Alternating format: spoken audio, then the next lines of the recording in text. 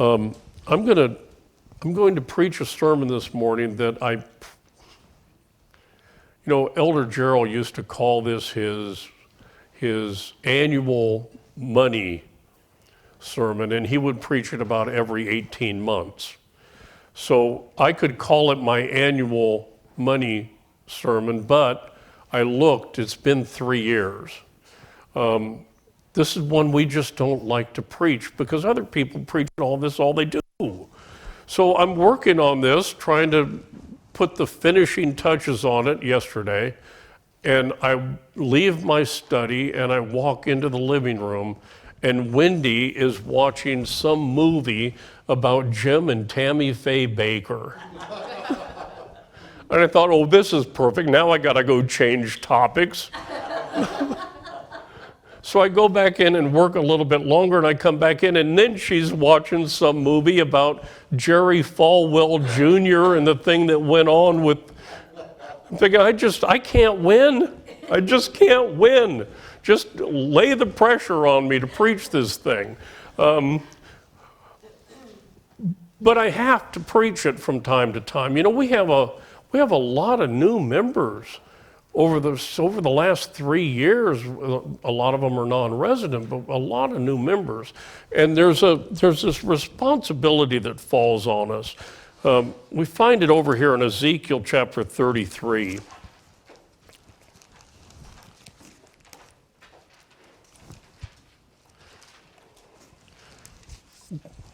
Ezekiel chapter 33, we're going to begin at verse 1. Again, the word of the Lord came unto me, saying, Son of man, speak to the children of thy people, and say unto them, when I bring the sword upon a land, if the people of the land take a man of their coasts, and set him for their watchman, if when he seeth the sword come upon the land, he blow the trumpet and warn the people, then whosoever heareth the sound of the trumpet, and taketh not warning, if the sword come and take him away, his blood shall be upon his own head. He heard the sound of the trumpet and took not warning, his blood shall be upon him, but he that taketh warning shall deliver his soul. But if the watchman see the sword come, and blow not the trumpet, and the people not be warned, if the sword come and take any person from among them, he is taken away in his iniquity, but his blood will I require at the watchman's hand. You see, there's certain things we got to preach on, because if we don't, and you trip and fall, it falls on my head. Now, I love every one of you, but I'm not going to take your spanking for you. So I'm going to go ahead and preach the sermon. And if you trip up, well, it's going to be on you, not going to be on me. I'll go ahead and preach this. Now, I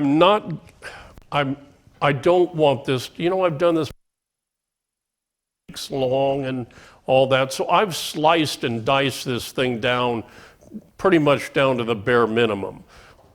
You all know the topic. I've preached it in here before. You've heard it from Elder Gerald, heard it from others, so I don't need to get into all the little nitty-gritty bits and pieces. So this is going to be one of those 30,000-foot view type of sermons, just to cover what you need to know. And if you need more, you can go take a look at it. I mentioned this last week. I think it was last week when I was talking about the number one viewed sermon. That was last week, right? The Christmas thing, 46,000 views or something like that. Well, I went in to look and see how many views there are on this topic, and it's like 102. It's been out there for like 1 million years, and there's 100. See, nobody goes and looks at this stuff. You guys hate it as much as I do.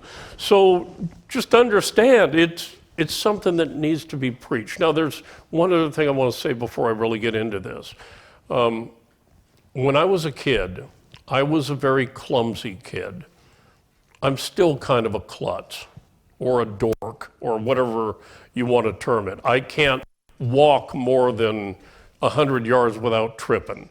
I'm just not an athletic sort of a guy. And so when I was a little kid, when I was like Andrew's age, I was forever falling down and scraping my knees, and I would go home, and Mama had this stuff that she would put on my knees called mercurochrome. I saw the face. I just saw the face. Some of you probably don't know what I'm talking about because they outlawed it a bunch of years ago because it's made out of mercury. But for us old folks, it's orange. It has this little adapter thing in the bottle, and when you put it on you, it stings something horrible. It'll bring tears to your eyes. And she would put it on me, and I would make that face that Sheila just made when I announced what it was, and my mom would look at me and say, "That's just the medicine doing its work." Okay? So, if this hits any of you and it stings you, that's just the medicine doing its work. Okay? And we'll go from there.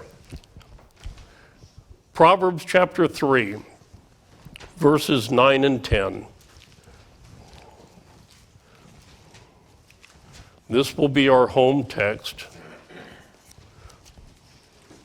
And in this passage, we have instructions in verse 9, and we have a promise in verse 10. Instructions in verse 9, and if you're obedient to the instructions in verse 9, there's a promise in verse 10. Okay? So here we go. Proverbs 3, verse 9. Honor the Lord with thy substance and with the first fruits of all thine increase. There's the instruction. Here's the promise. So shall thy barns be filled with plenty, and thy presses shall burst out with new wine. So we have the instruction of honoring the Lord. We have the promise that God will take care of you.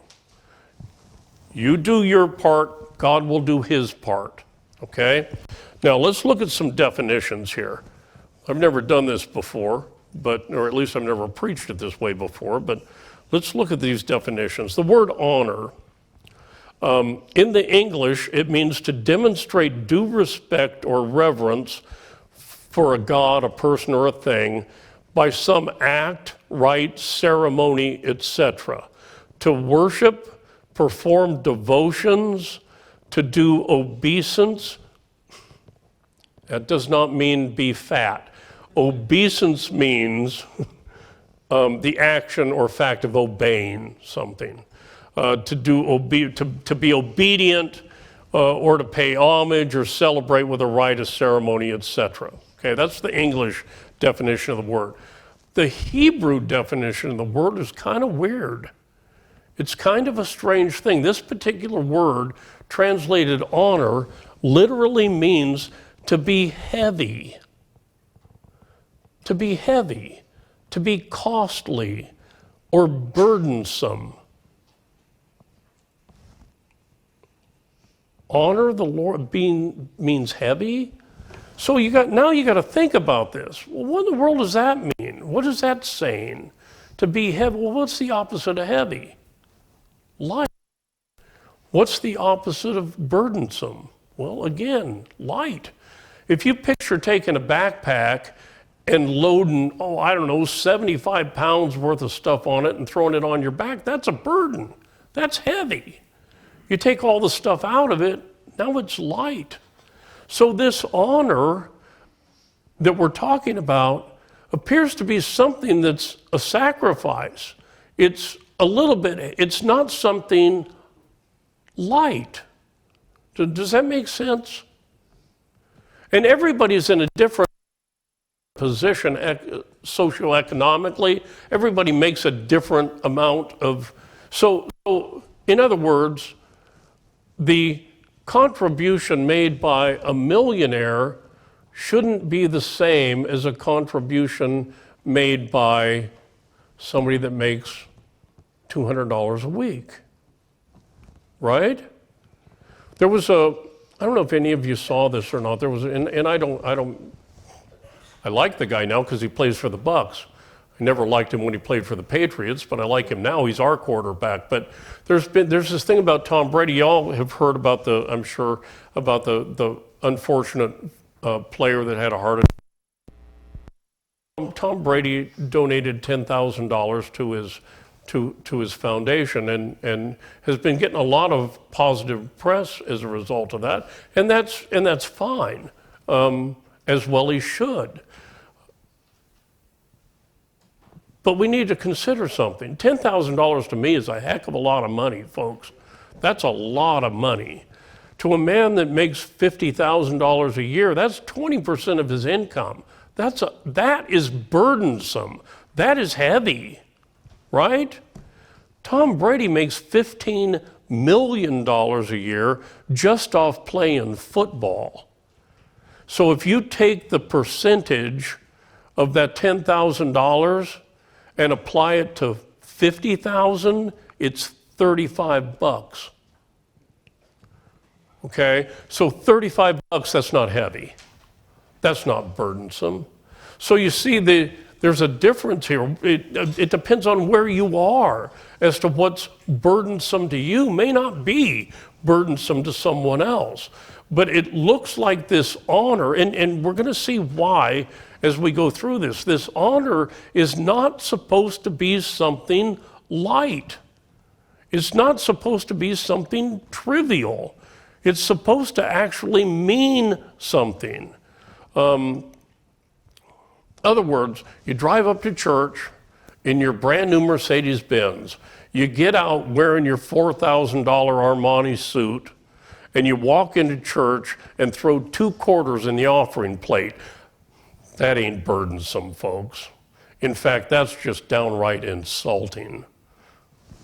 There's been some talk here lately in the press about the current administration wanting the IRS to have more access to our bank accounts so that they know what's going on and so that they can make sure that people that are not paying tax on certain things, that they can catch them and basically make them pay tax on that. And people are going nuts.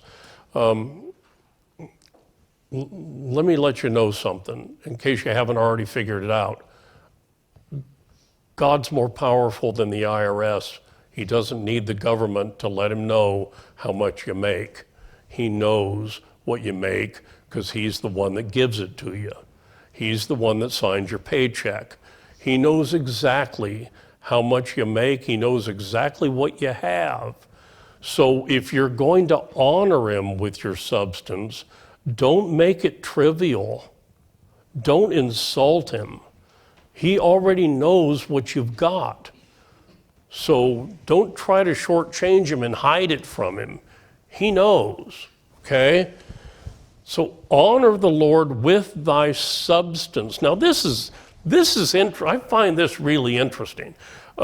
Substance, the English, is one's material possessions or the value assigned to these goods. Estate means wealth. The Hebrew literally means wealth or riches. Substance, this substance, now if you look in the English dictionary, you're going to find a gazillion definitions for the word substance. And the primary one isn't wealth. So what you do in this case, and I've taught primary meanings, what you do is you look at the Hebrew word and see what it means, and then look for the English definition that overlaps it. And that's how you come, because substance could be your physical body. And I'm sure there's people that take, well, I give my body to the Lord, so therefore I don't have to write him a check. But this particular substance is referring to your wealth. Okay? And we've got some parallel passages. Proverbs chapter 1 and verse 13 says, we shall find all precious substance.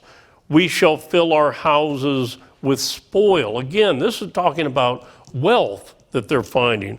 Over in Proverbs chapter 6 and verse 31. And this is in the case if someone steals something. It says, but if he be found, he shall restore sevenfold. He shall give all the substance of his house. Again, dealing with wealth. And then in Proverbs chapter 8, and verse 18, it says, riches and honor are with me, yea, durable riches and righteousness. That second riches is the same word translated substance over in our home text. So we're talking about wealth. So honor the Lord with your substance, and in addition to your wealth, and with the first fruits of all thine increase. You know, one of the things that we hear politicians complain about, especially those on the left, is that the top 1% of the country doesn't pay income tax. They get away with not having to pay much in the way of income tax. And they complain about that, and so they want to attach a wealth tax. You see, the top 1% of the country we don't have a tax if you don't have an income. If you don't have income, you don't pay income tax. Well, if you've got $10 million in the bank, you're probably not working a job. You don't get a W-2 at the end of the year. You can live off $100,000 a year off of what you got in the bank, and you don't have any income. So the top percent doesn't pay income tax because they don't have income, they have wealth. Now here's the interesting part. Notice God covered both bases here. If you fall into the category that you have wealth and no income, that's your substance. If you fall into the category to where you have income, that's your first fruits. You see, he covered all of this. Sorry, but he did. First fruits is the first in place, time, order, or rank. So let me get back to our text. Honor the Lord with thy substance and with the first fruits of all thine increase. All thine increase, not just part of it. We had a member out west that sold a piece of property and made a profit off of it. And she called me and asked me, well, what do I do with this? How do I figure out what the profit was? Find out what the profit was. What'd you pay for it? What were the holding costs on it over the period of time that you held it? What were the sales costs when you sold it? How much did you profit off of it? And that's what you pay off, is off the profit, right? Not off the gross, but off the profit. But that's the way this is to be looked at. You think, you know, why is this important? This church got started. You know how this church got started? Did any of you pay for us to come out here? No. No, you didn't, did you? You didn't pay for Elder Gerald and I to fly out here the first time. You didn't pay for us to fly out here each successive month after month after month. We told you back then, no, keep your money to yourselves. That was paid for by the Las Vegas church. The folks in Las Vegas paid the way for this. This is why it's important, because if we're ever going to evangelize another church, how are you going to pay for it? Las Vegas had the money to do it. That's one of the reasons this is important. So don't think that it's just a short-sighted thing going here, because we're paying for God's work through this. And that's why it's kind of like you pay tax to the government, right? Well, you're in the kingdom of God and there's a tax there too. Okay? Now, I'm going to let you off the hook here in a minute. I'm giving you the hard part here to start with. Increase. The word increase means income, fruit, gain, revenue. So those are the instructions. Honor the Lord with thy substance and with the first fruits of all thine increase. Here's the promise. So shall thy barns be filled with plenty, and thy presses shall burst out with new wine.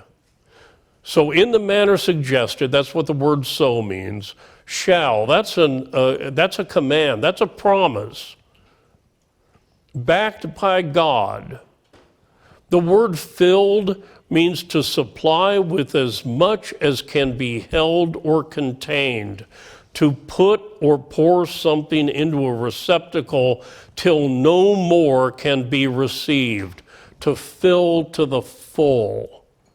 So shall thy barn. In other words, you're going to need a bigger barn.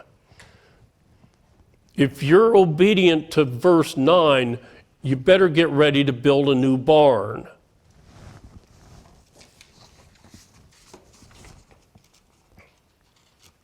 Because the one you got's going to be filled with plenty. Plenty is a full or ample amount, a sufficiency, more than enough, a large number or quantity, a great deal. Okay? And then it says, and thy presses. Since we're talking about wine, you know what a wine press is? You know what a press is? Some of us are from California, and they actually make wine there out of grapes, which I know is odd here in Florida. They don't do that here, but they do it out west. And they've got these gigantic vats, and that's a press. And they fill it, they put a ton of grapes in there, and you squeeze it, and the juice comes out, okay? Well, if your presses if they burst, that means there's so much juice in these grapes that it's to the point where your press can't handle the pressure of it. This word burst means to break suddenly when in a state of tension. I remember, back to my little boy stories, I remember, you've thrown water balloons at people, right?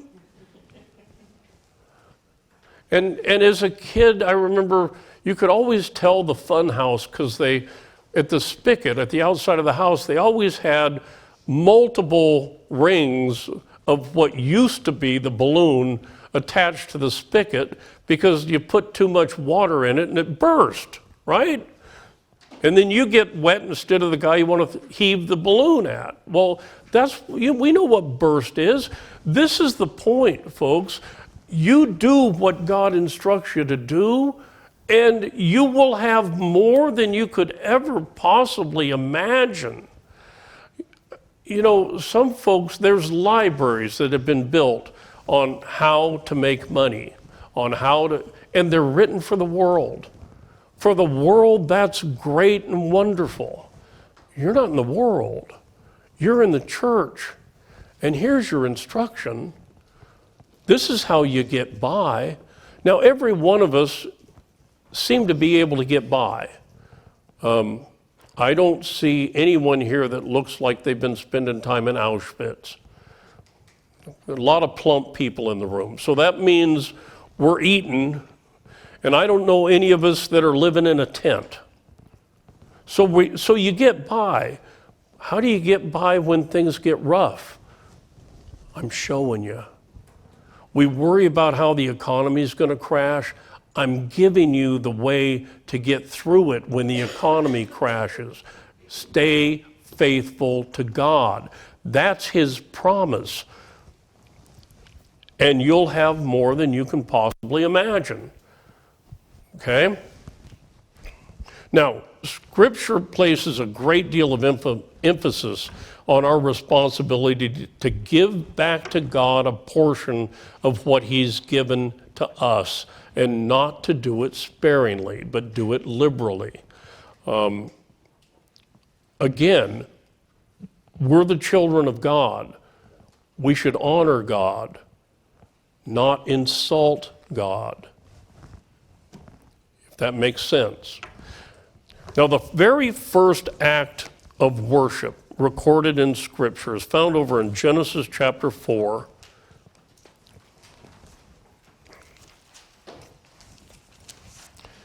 Verses 3 and 4.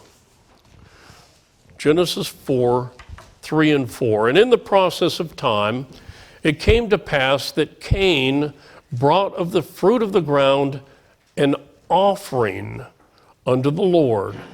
And Abel, he also brought of the firstlings of his flock and of the fat thereof. And the Lord had respect unto Abel and to his offering, but unto Cain and to his offering he had not respect. And Cain was very wroth, and his countenance fell. I read all the way through to 5 there. But notice, the first recorded act of Scripture is bringing an offering to the Lord.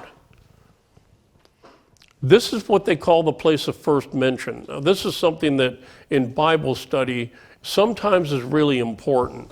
You always want to look at the place of first mention of a doctrinal position, because God will state things there and then he starts to flesh it out as he goes through the rest of the Bible. So when you're studying a point, you want to go look at the place of first mention.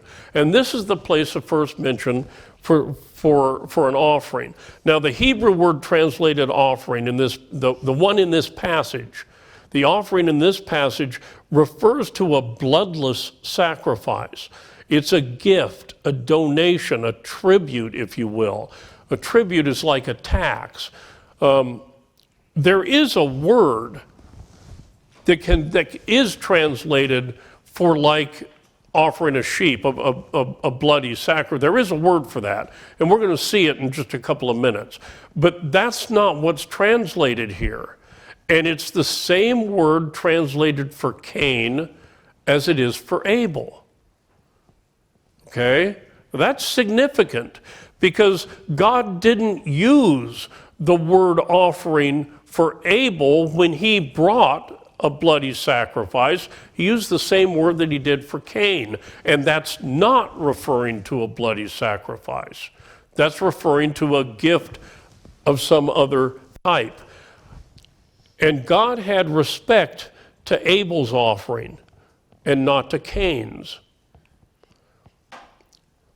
But God had respect to Abel's offering not because it was a dead, bloody sheep, but because Abel brought what God commanded him to bring. That's the lesson of Cain and Abel.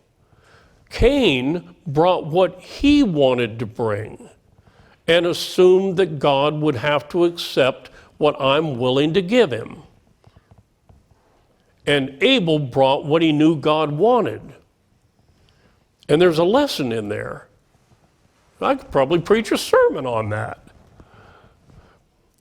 You see, Cain's religion is the religion of doing what you want and expecting God to accept it, even if it isn't what God said he wanted.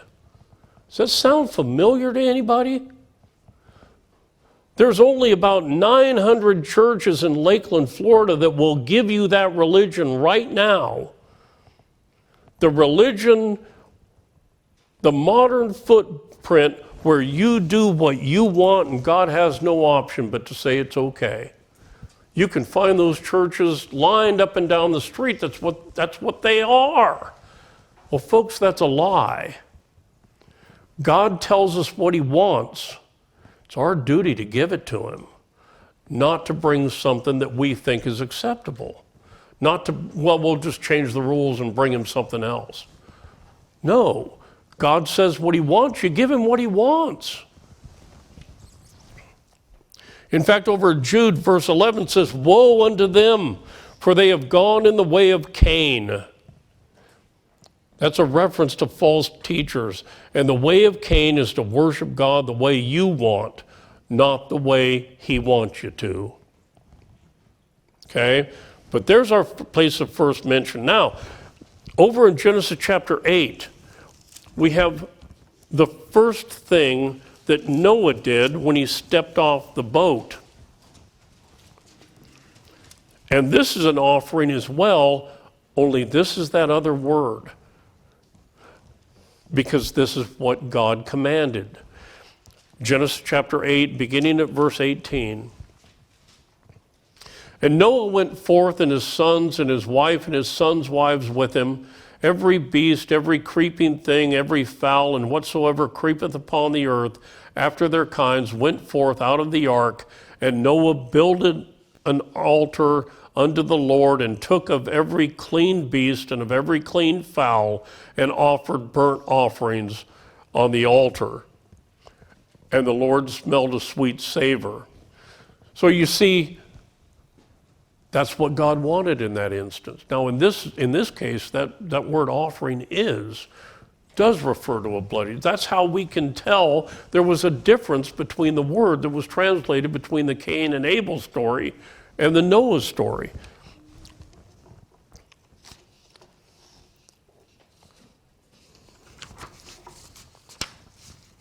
So the lesson here, if you want the Lord to be pleased with your sacrifice, then follow God's instructions and follow them to the letter, and he'll be pleased with it.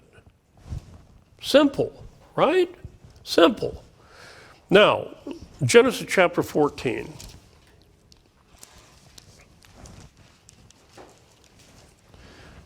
And verse 20. Well, let's look at verse 18. And Melchizedek, king of Salem, brought forth bread and wine, and he was the priest of the Most High God. Now, does that sound familiar to you? Here you got a preacher bringing bread and wine. We're going to have bread and wine after a while, right? We've got communion today. So here comes the man, the priest of the Most High God, with his communion set with him, and he comes and meets Abraham, right? Verse 19, and he blessed him and said, Blessed be Abram of the Most High God, possessor of heaven and earth, and blessed be the Most High God, which hath delivered thine enemies into thy hand.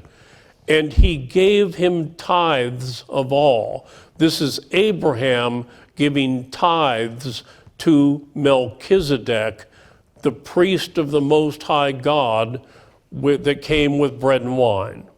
Now, this is the first place of mention of the word tithe. This is the first time that we see this mentioned. If we compare this, keep your hand here, but if we compare this with what we see over in Hebrews,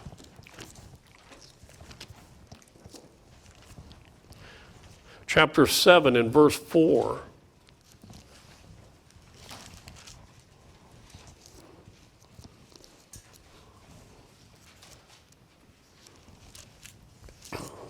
Hebrews 7 and verse 4. Now consider how great this man was, unto whom even the patriarch Abraham gave the tenth of the spoils.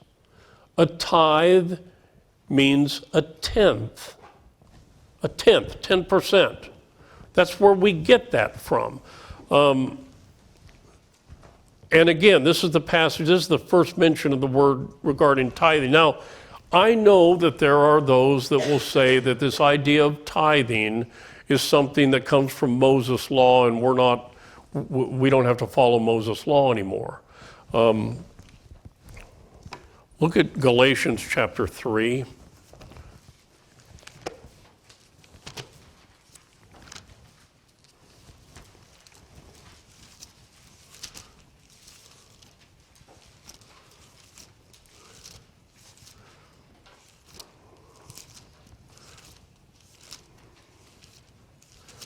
Well, you start over there in Genesis. It takes a while to get to Galatians.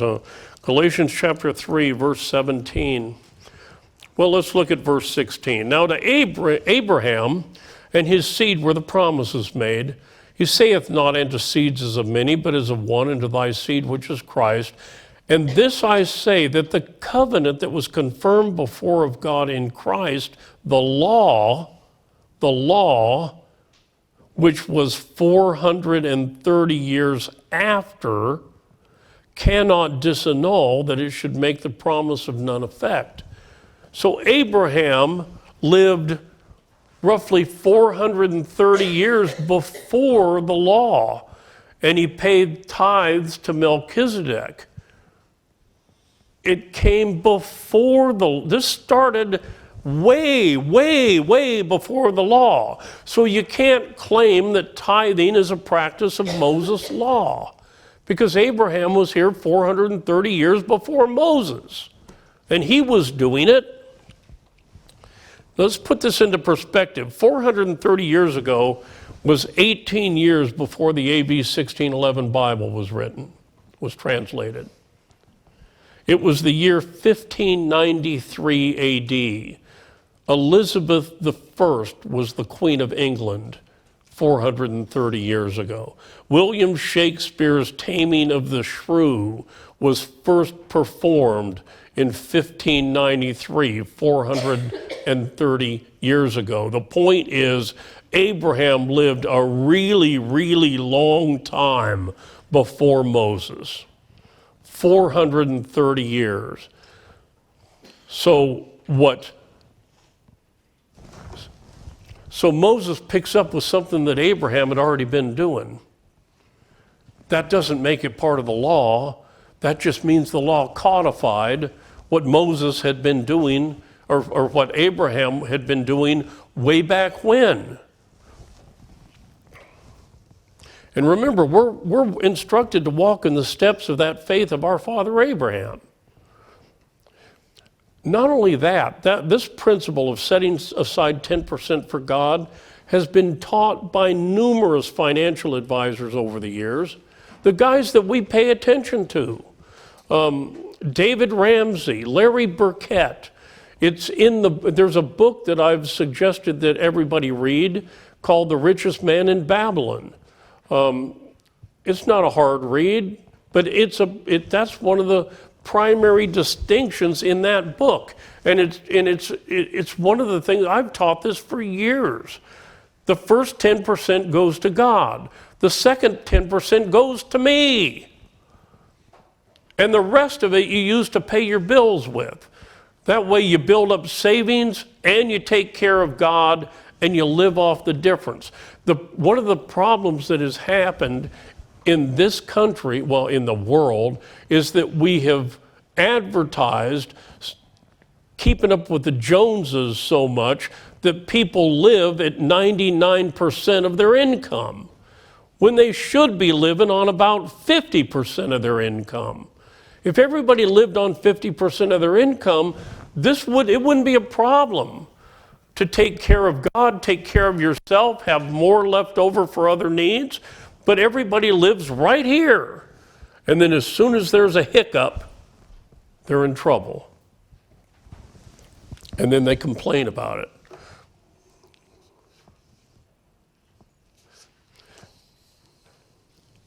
You know, another thing, Elder Gerald, my father in the ministry, he referred to this, as long as I knew the man, as 10% money. Wendy and I still, to this day, we call it 10% money. That's what he always referred to it as. You're 10% money. He would call from time to time, they'd need something for something. Well, get it out of your 10% money and bring it in here, right? Why would he call it 10% money if it wasn't 10% money? Why would you name it that? Now, someone might ask, someone did ask, someone might ask, is it a hard, fast 10%? Do you have to set aside 10%? And I'm going to tell you, I don't have a clue. I don't know. I don't know. I don't know if you can get away with less than 10%. I don't know. If you want to negotiate a different deal with God, well, have at it. I'm not much of ask Zach. I'm not much of a negotiator. You know, I don't negotiate for it. If I negotiate, it ends up costing me more. I'm just not good when it comes to negotiation. If I want to buy something and I can afford it I just pay the price they're asking for it. It's easier for me. I know there are some people that love to get into the back and forth and the deal making. That's not me. I find it easier. Since Abraham did 10, I'll do 10. It just makes it easier for me. I know I'm safe as I can possibly be at 10%. If I set aside 10%, I got nothing to worry about. Now, if you want to say, hey, God, how about 1%? And you give the 1 and get spanked and say, well, that wasn't enough, maybe how about 2? You want to go through that, that's up to you. Knock yourself out. I just go with the 10 because that's the example that I've got. And folks, God makes up the difference anyway. So what the heck do I care what the percentage is? Because he's going to make up the difference. He always, I'm going to tell you something. There are people members of this church, some are non-resident, that have followed this thing for years, that have followed this, and they will attest to you that they have never once, God has never let them down. And ever since I started being religious about putting 10% back, I have never wanted. I have never gone hungry. I have never missed a house payment. I have never missed a car payment. I have never missed a gas bill unless I forgot to pay it. I did that once, but that was on me. It wasn't that I didn't have the money, I just didn't pay it. Forgot. It's so easy.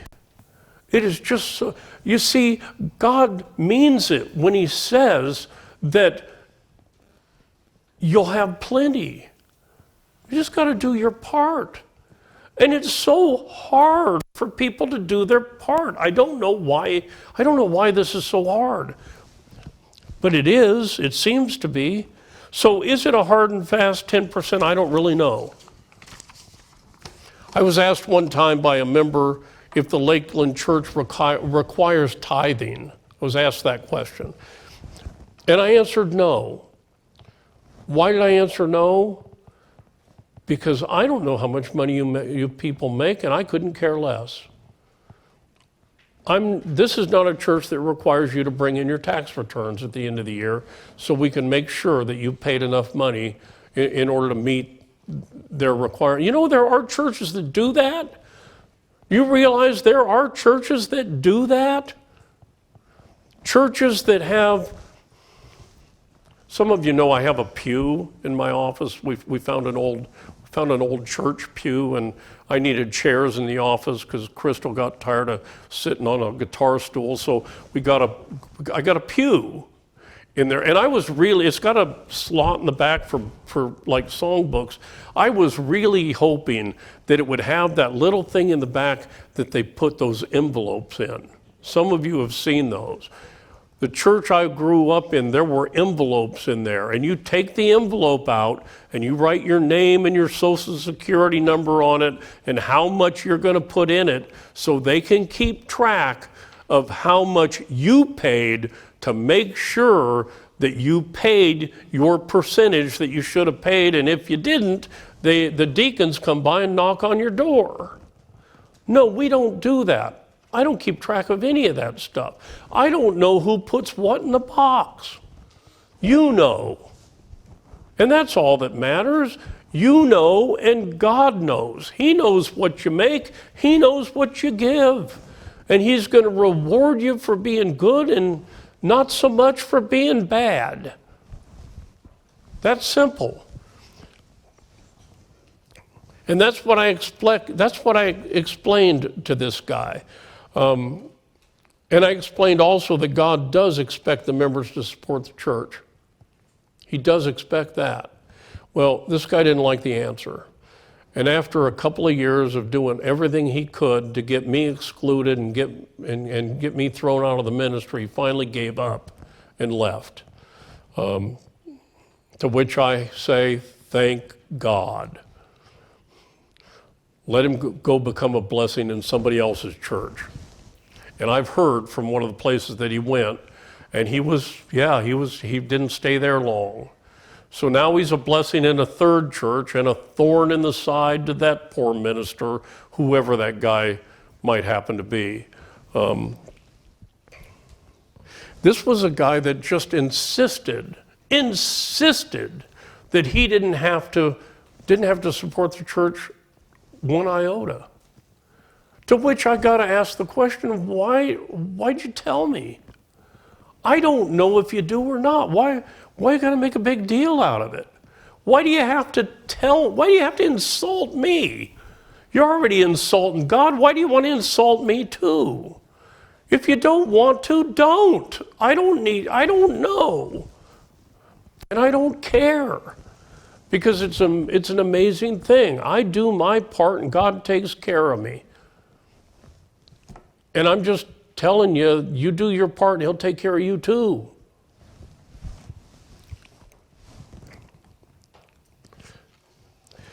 You might say, well, are there any other examples of people giving 10%? To which I'll say, yeah. Look at Genesis chapter 28. And verse 22. Well, let's go back a little bit. Genesis 28, start at verse 20. And Jacob vowed a vow, saying, if God will be with me, and will keep me in this way that I go, and will give me bread to eat and raiment to put on, so that I come again to my father's house in peace, then shall the Lord be my God. And this stone which I have set for a pillar shall be God's house, and of all that thou shalt give me, I will surely give the 10th unto thee. So there's an example. Jacob giving a 10th to God's house. Abraham giving a 10th. And giving of our substance is a sacrifice that God honors. It honors him and he honors it. Look at Hebrews chapter 13.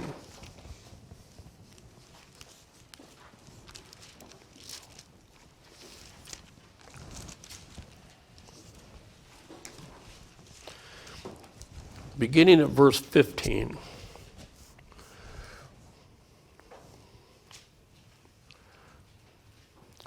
By him, therefore, let us offer the sacrifice of praise to God continually. That is the fruit of our lips, giving thanks to his name. But to do good and to communicate, forget not. For which, with such sacrifices, God is well pleased. This word communicate, it doesn't mean talk. It's not talking about communication in the sense of speaking to people. That's not a sacrifice for most of us, right? Might be a sacrifice to listen, but it's not a sacrifice to talk. So we're not talking about that form of communication.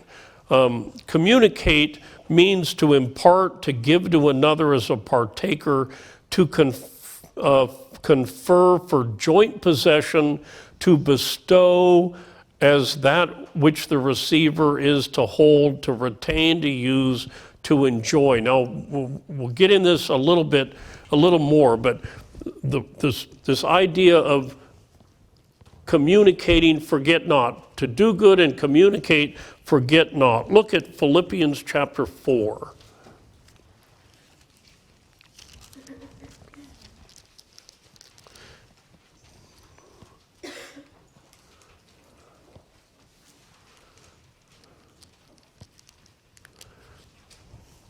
And let's go to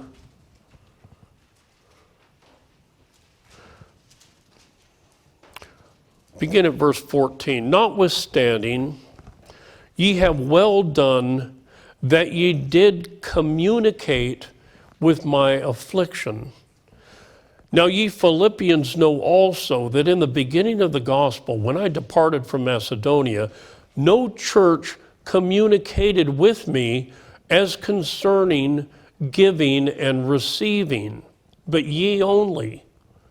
For even in Thessalonica ye sent once and again unto my necessity, not because I desire a gift, but I desire fruit that may abound to your account. You see, this communication that he's talking about is giving. It's giving of your wealth. It's giving to support, in Paul's case, to support the ministry. That's the communication that we're not to put off. That's the sacrifice. That's one of the sacrifices that God is well pleased with. Over in 2 Corinthians chapter 9,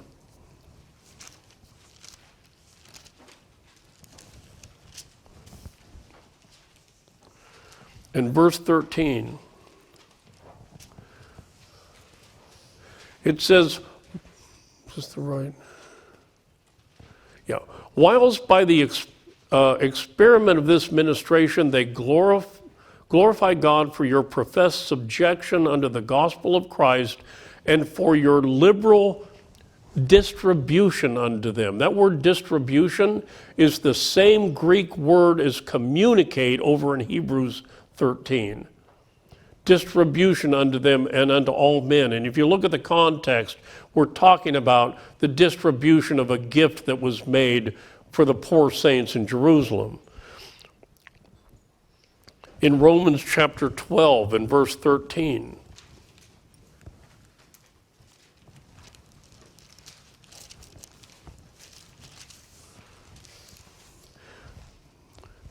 distributing, again, that's the word communicate, distributing to the necessity of the saints given to hospitality.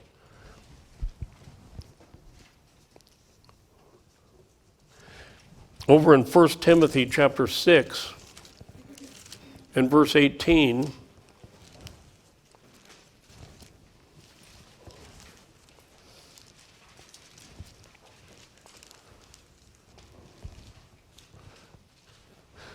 says that they do good. Well, look at verse 17. Charge them that are rich in this world that they be not high-minded, nor trust in uncertain riches, but in the living God, who giveth us richly all things to enjoy. That they do good, that they be rich in good works, ready to distribute, willing to communicate. Okay, again, we're talking about this communication in carnal things. Look at Galatians chapter 6 and verse 6. Let him that is taught in the word communicate unto them that teacheth in all good things.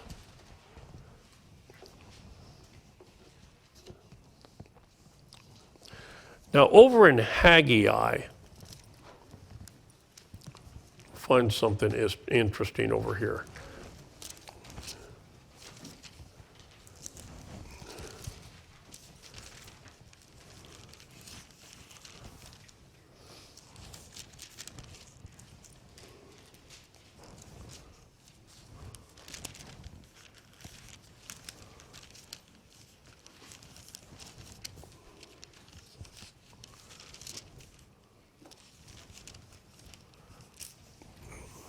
Right after Zephaniah.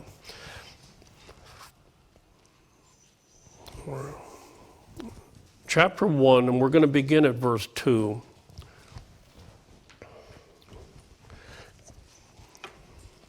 Thus speaketh the Lord of hosts, saying, This people say, the time is not come, the time that the Lord's house should be built. Then came the word of the Lord by Haggai the prophet, saying, Is it time for you, O ye, to dwell in your sealed houses, and this house lay waste? You see, these people had moved back into Jerusalem, and they'd built their own houses, but they weren't building God's house. They were living their lives and doing fine, but they weren't taking care of God's house. It was just, they were supposed to go back and build the temple. They didn't do it, but they built their houses and they were living in their homes. Now therefore, thus saith the Lord of hosts, consider your ways. Ye have sown much and bring in little. Ye eat but you have not enough. You drink, but you're not filled with drink. You clothe you, but there's none warm. And he that earneth wages to put it into a bag with holes.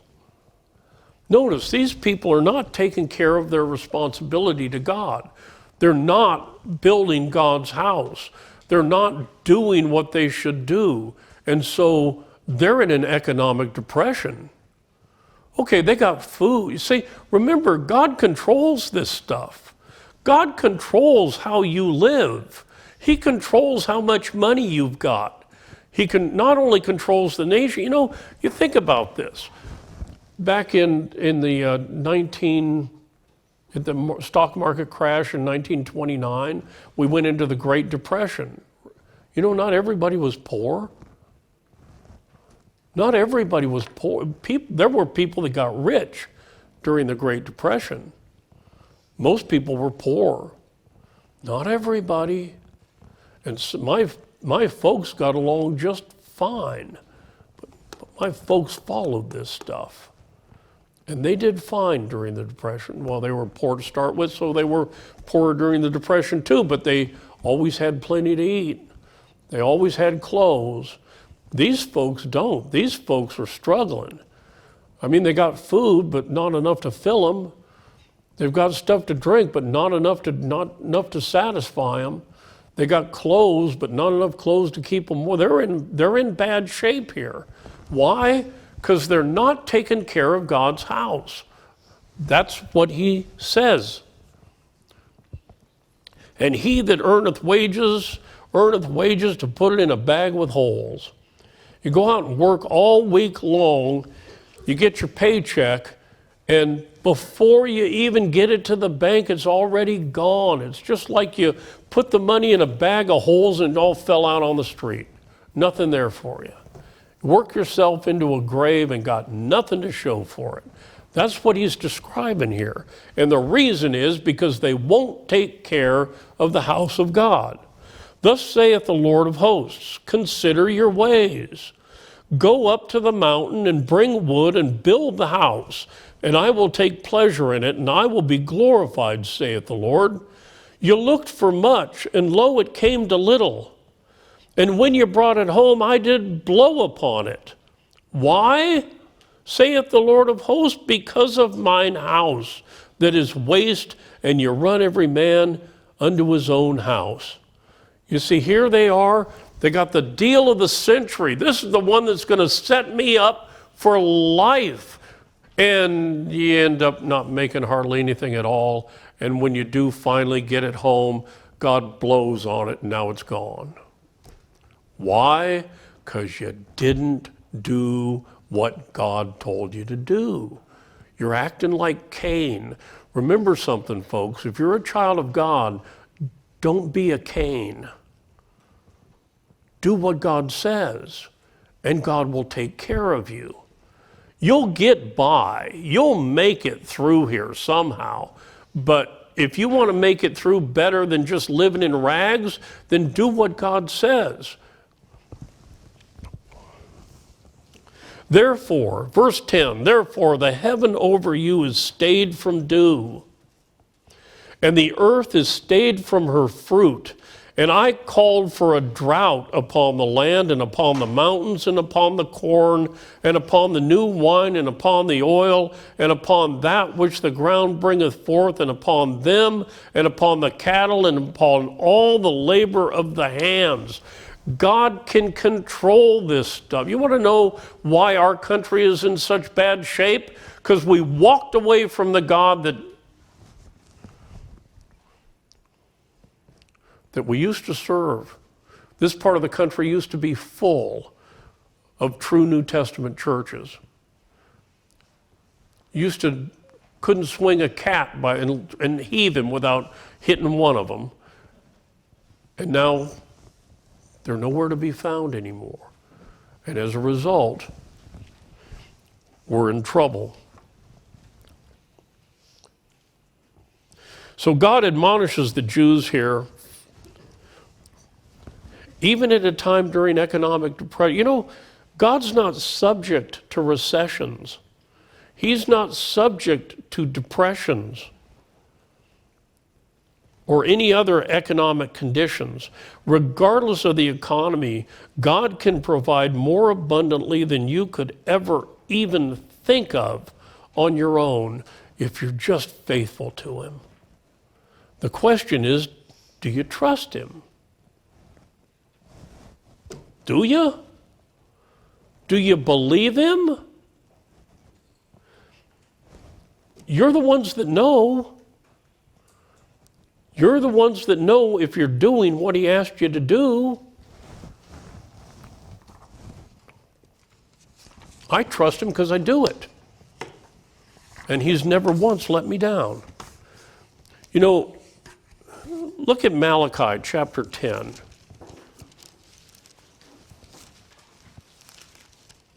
Malachi is the last book in the Old Testament, and there is no chapter 10.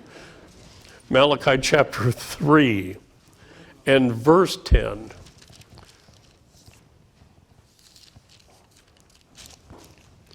Bring ye all the tithes unto the storehouse, that there may be meat in mine house, and prove me now herewith, saith the Lord of hosts, if I will not open you the windows of heaven and pour you out a blessing that there shall not be room enough to receive it.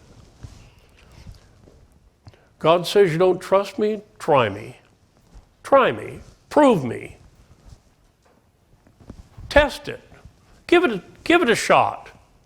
Or like, what's that fellow's name? Peter Hernandez, better known as Bruno Mars.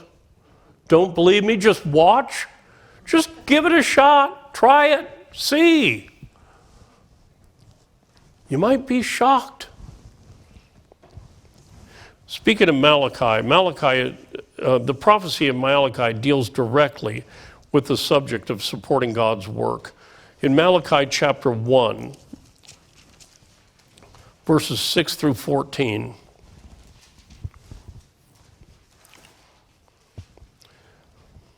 we read, a son honoreth his father, and a servant his master. If I then be a father, where's mine honor? And if I be a master, where's my fear? Saith the Lord of hosts unto you, O priests that despise my name.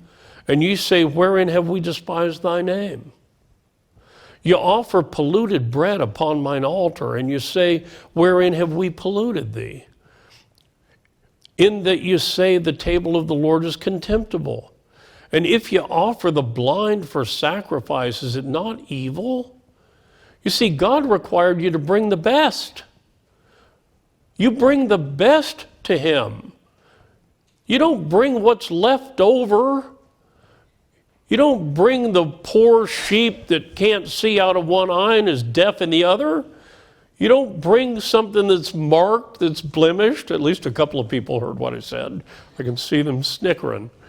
You see, you don't bring garbage to God. That's the point he's trying to make.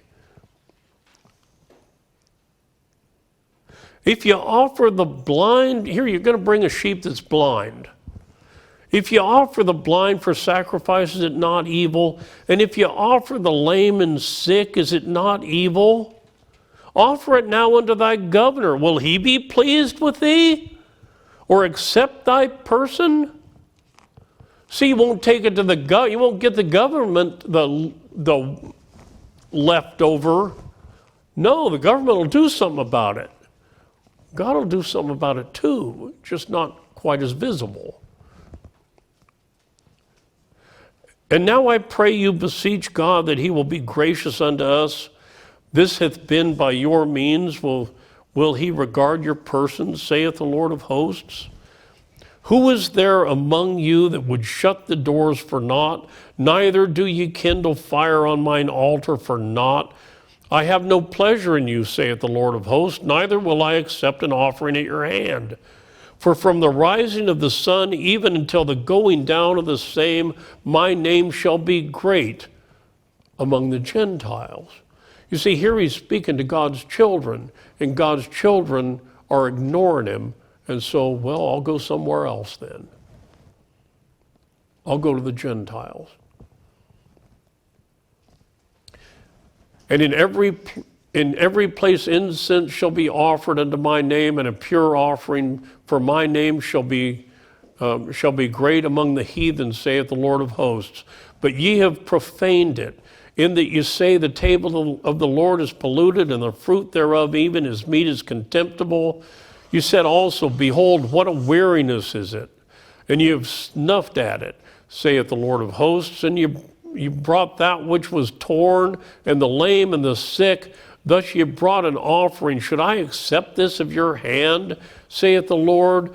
But cursed be the deceiver which hath in his flock a male, and voweth and sacrifice unto the Lord a corrupt thing. For I am a great king, saith the Lord of hosts, and my name is dreadful among the heathen. You see, remember, God knows what you got. He gave it to you. So don't bring him a lame, deaf, blind sheep, because he knows you got a really good one in the backyard. Bring him the best. He's worth the best. And he'll take care of you on top of it. Over in Malachi chapter 7, chapter 3, beginning at verse 7, even from the days of your fathers, ye are gone away from mine ordinances, and have not kept them. Return unto me, and I will return unto you, saith the Lord of hosts. But you said, wherein shall we return? Will a man rob God? Yet you've robbed me. But you say, wherein have we robbed thee? In tithes and offerings? You see, you don't give to God, you're stealing from him. You're robbing from him, because what you have, he gave to you.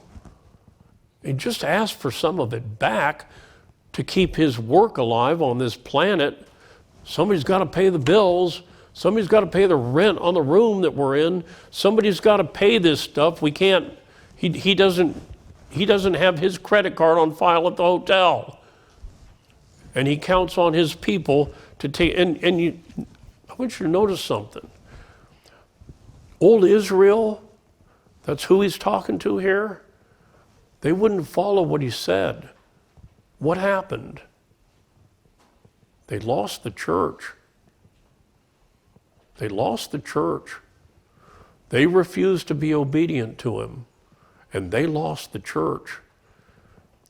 And there's a lot of churches out there that don't exist anymore. I don't want to name names, but I could. And there are churches out there that don't exist anymore because the churches forgot their responsibilities. Over in the New Testament, now I'm not going to make us turn to this, but I want to point this out. In the New Testament, there's 27 books in the New Testament. And in all but 6 of them, giving is taught. In all but 6 of them. 35 passages in 21 of the 27 books. The only ones that don't have the teaching are Colossians, Titus, 2 Peter, 2 John, which is this big, Jude, which is this big, and Revelation. All of the other books teach this. And giving is so important.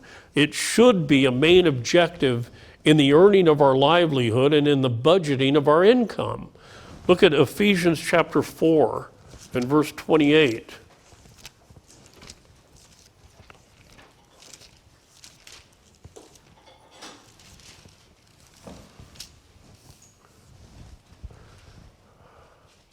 Let him that stole steal no more, but rather let him labor, working with his hands the thing which is good, that he may have to give to him that needeth.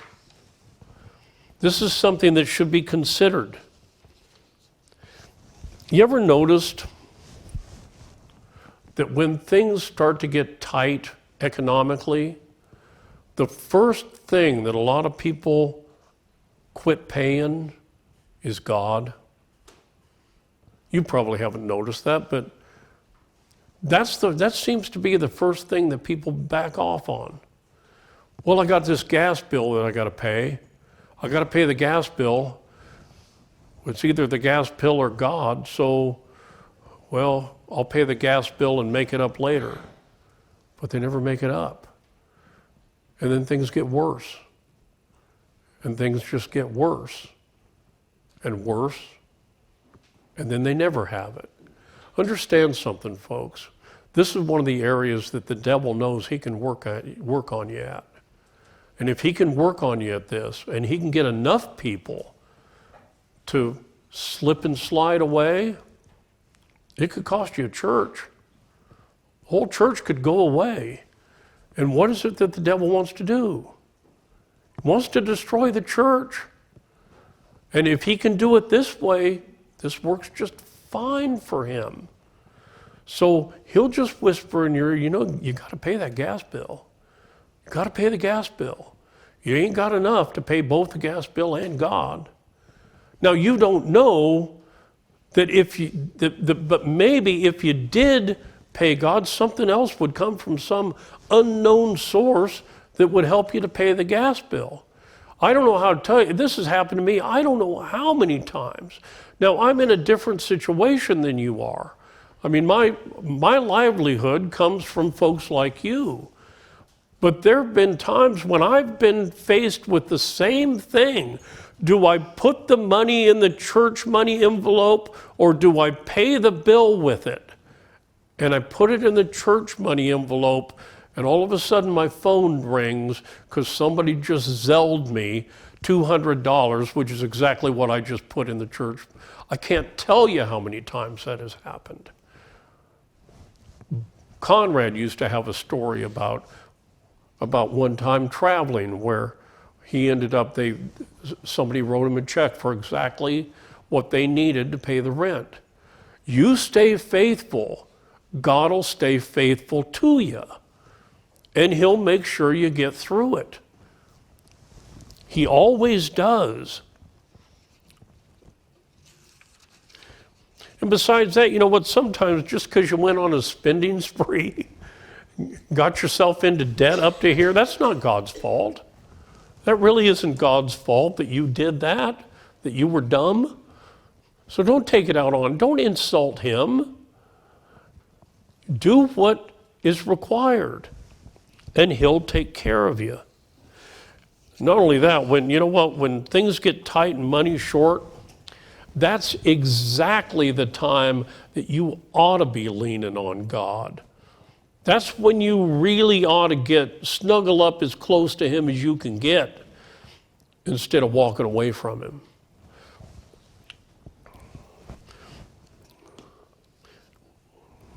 Remember, the nation of Israel lost the church because of their covetousness and because of their disobedience. That's why they lost the church. Now, on one hand, that's good because that's how we got it. God went to the Gentiles. But they lost it. In Galatians chapter 6 and verse 5 says, "Be not deceived, God is not mocked. For whatsoever a man soweth, that shall he also reap." Now I'm running a little bit long here, so I'm gonna. There's one more point that I really want to seriously make, and then I'll go ahead and wrap this up. And this is something that we find over in Nehemiah, which is way back in the historical books. It's right after Ezra.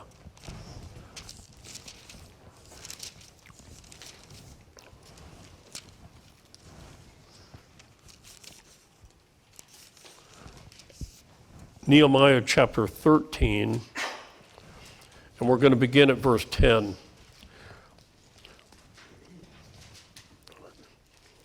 "And I perceived that the portions of the Levites had not been given them, for the Levites and the singers that did the work were fled every one to his field.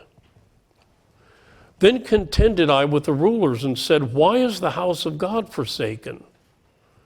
And I gathered them together and set them in their place, then brought all Judah the tithe of the corn and of the new wine and the oil under the treasuries. The point I want to make here is that God himself calls it a forsaking of his house if a church fails to support the ministry.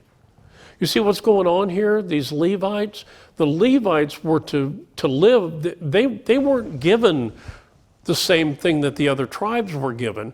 It was their duty to take care of the house of God. They were the priests.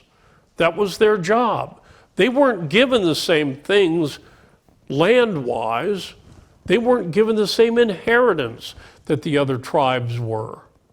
And yet here they are having to go out and pick their own food in the fields because the people weren't bringing it to them like they were supposed to.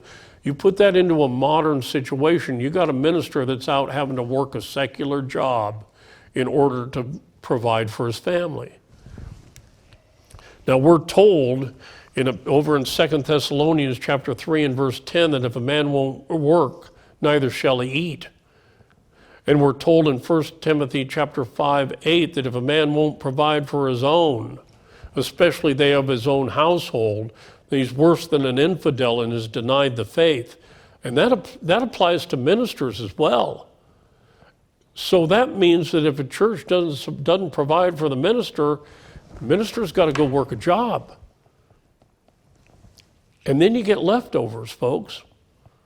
Now, we've had men that have stood up here and filled in for me when I'm gone on numerous occasions. We got one that I twisted his arm into coming in March and standing up here again while I'm in Las Vegas. Ask him, how many hours do you put into putting a sermon together? How many hours do you spend putting this together during a week? Now, granted, I've been doing this for a really long time, and so I've got a bunch of material that I can fall back on, but I still have to work a lot. And what you see on Sunday mornings is the tip of the iceberg, just the tip. You don't see all the rest of that that's underneath the water, and you can't see it. You have no idea how big that is. You just see the tip. And that's all that Chad has to deal with is the tip of the iceberg. He doesn't have all the rest of the stuff that you have to do. But that's the important point here. God has decided that his ministers should live with the gospel because it's the only way that we can be effective as a pastor. It really is. Now, I've shown you what's expected of you when it comes to giving to the church. I have not gone into the instructions on giving to other churches or to charity or any of those other aspects. This morning we're just dealing with what we do here in the church. But I do want you to consider that there's some beneficial results of obedience in this. Two passages I want you to look at. The first one's over in Philippians chapter 4. We may have already looked at this, but we'll read it again. Never hurts to read the same verse over and over again.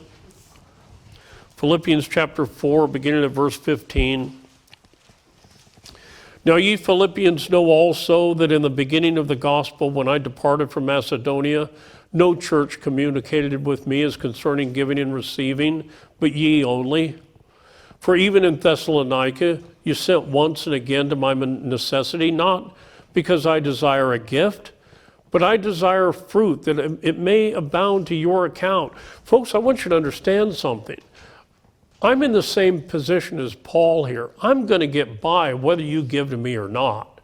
I'm 70 years old. I've lived a long time, and I've always gotten by, and I always will. So I'm not up here begging for money for me. I'm up here begging for you to do what you need to do so that fruit can abound to your account. I'm the happiest guy in the world when I see people doing well because they did what they were supposed to do. You know, it's kind of, a pastor kind of takes on the role of a dad.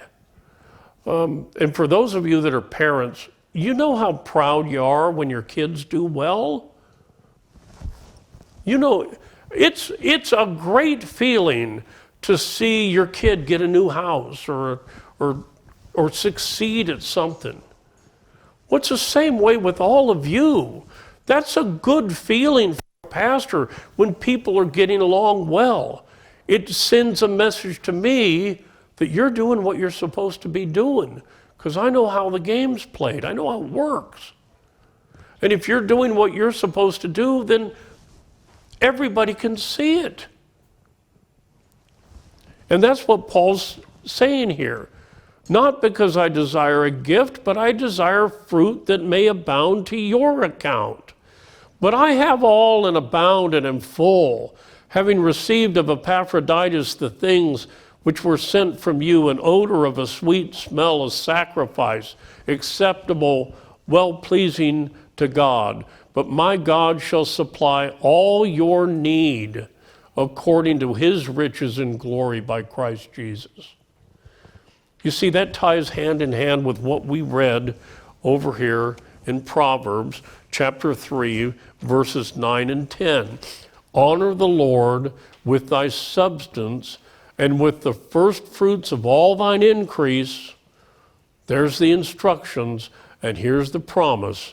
So shall thy barns be filled with plenty, and thy presses shall burst out with new wine. And with that, I thank you for your very kind and patient attention this morning.